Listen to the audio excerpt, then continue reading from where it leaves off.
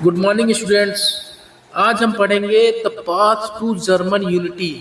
हमने पिछले वीडियो में देखा था जर्मनी को कैसे यूनिफाई किया गया था, लेकिन हमने ये नहीं देखा था कि जो मिडिल क्लास था उसका एक रोल था इसमें, वो फेल हो गया था ना। तो वो कैसे क्या था उसके बारे में आज डिस्कस करेंगे। अब the Frankfurt parliament, the first major attempt to unite the German state through democratic means. तो यहाँ पे क्या हुआ, डेमोक्रेटिक मीन्स के तरीके से इन्होंने फ्रैंकफर्ट पार्लियामेंट बनाने की कोशिश की थी जर्मनी में, कि जर्मन स्टेट कैसे हो, रिपब्लिक बने और जनता द्वारा इलेक्ट हो। तो क्या हुआ, अब ये इंपॉर्टेंट है। Meeting at Saint Paul church 18 मई 1848 को 831 इलेक्टेड रिप्रेजेंटेटिव कहाँ गए, फ्रैंकफर्ट पार्लियामेंट कहाँ गए, और वहां कहां पे गए, सेंट पॉल चर्च में। और उन लोगों, देखो ये देख रहे हो, और उन लोगों ने यूनिफाइड जर्मनी का कॉन्स्टिट्यूशन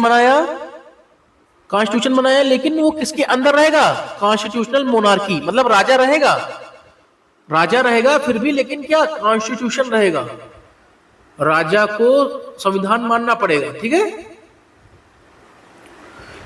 अब यूनिटी का ग्रांड विजन क्या था, ए नेशनल कॉन्स्टिट्यूशन, एक ऐसे रूल्स बनाना जो सारे जर्मन स्टेट को कवर करे, ठीक है। कॉन्स्टिट्यूशनल मोनार्की, जर्मनी का हेड क्या होगा, राजा होगा, ठीक है, लेकिन उसको भी किसके हिसाब चलना पड़ेगा, पार्लियामेंट के हिसाब से। Power was shifted from local aristocrat to the elected middle class leader. जो लोकल अमीर लोग थे ना, उनसे छीन के पावर किसको दी गई थी, मिडिल क्लास लीडर्स को, जिनको वोट दिया गया था ना, उनको दी गई थी, समझे। अब समझो ये फेल हो गया था। जब ये लोगों ने, जो मुकुट होता है, क्राउन होता है, उस समय राजा कौन था, फ्रेडरिक विलियम फोर्थ, उसको क्राउन देने गए तो उन्होंने मना कर दिया। उसने बोला कि मैं जनता द्वारा कोई भी क्राउन नहीं एक्सेप्ट करूंगा, समझे। जब उसने मना कर दिया तो क्या हुआ, पार्लियामेंट में मिलिट्री का और अरिस्टोक्रेसी का सपोर्ट खत्म हो गया, और उसके बाद आर्मी बुलाई गई। अभी जो हमने असेंबली देखी थी यहां 831 लोगों की, इसको भगा दिया गया, ठीक है। अब समझते हैं role of the middle class. क्या मिडिल क्लास का क्या रोल था। ये मिडिल क्लास कौन से लोग होते हैं, लिबरल मिडिल क्लास, प्रोफेशनल्स होते हैं, टीचर्स होते हैं, लॉयर्स होते हैं, प्रॉस्परस बिजनेसमैन होते हैं। जो मिडिल क्लास होते हैं ना, वो किसको मानते हैं, लिबरलिज्म को। किसको, लिबरलिज्म को। मैंने एक दिन लिबरलिज्म को समझाया था, इसका मतलब क्या होता है, फ्रीडम, इक्वालिटी, पीपुल्स राइट्स, जहां पे लोगों को अधिकार हो। अब मिडिल क्लास की 3 डिमांड थी, नेशनल यूनिटी हो, फ्रीडम मिले और पार्लियामेंट हो, ठीक है। नेशनल यूनिटी कैसे होगी, जो पहले 39 स्टेट थे ना जर्मनी में, उन सबको मिला के एक स्टेट, एक नेशन बने। सबको फ्रीडम हो, प्रेस की फ्रीडम हो, पार्लियामेंट हो, जो गवर्नमेंट इलेक्ट हो वो किसके अधीन हो, पार्लियामेंट के। ऐसा ना हो कि जो राजा चाहे वो करे। ये तो हो गया पॉलिटिकल स्फीयर। अब बात करते हैं इकोनॉमिक, उसमें क्या किया था उन्होंने, बनाया जोल्वरीन। क्या बनाया, जोल्वरीन। जोल्वरीन क्या था, एग्जाम में ये 3 मार्क्स का क्वेश्चन पक्का आता है, अभी पिछले साल आया है। ये क्या था, 1834 में बना था। किसने बनाया था, प्रुशिया ने बनाया था, और बाकी सब जर्मन स्टेट इसमें मिले थे। इसने क्या किया था, पहले क्या होता था, 39 स्टेट्स में कोई भी सामान यहाँ इस स्टेट से दूसरे स्टेट जाता था तो पैसे देने पड़ते थे, ठीक है, टैरिफ जिसे बोलते हैं।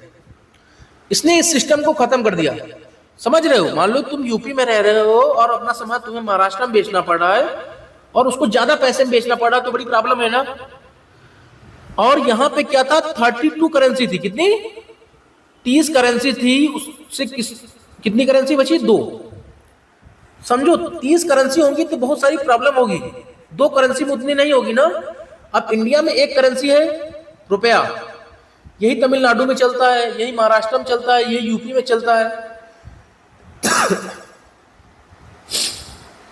तो इन्होंने क्या किया, इस जोल्वरीन ने जो टैरिफ बैरियर्स थे उनको खत्म, टैरिफ मतलब होता है टैक्स, करेंसी को कितना कर दिया 30 से 2, रेलवे नेटवर्क को बढ़ाया, समझे, जब रेलवे नेटवर्क बढ़ जाएगा तो सामान इजिली एक जगह से दूसरी जगह जाएगा ना।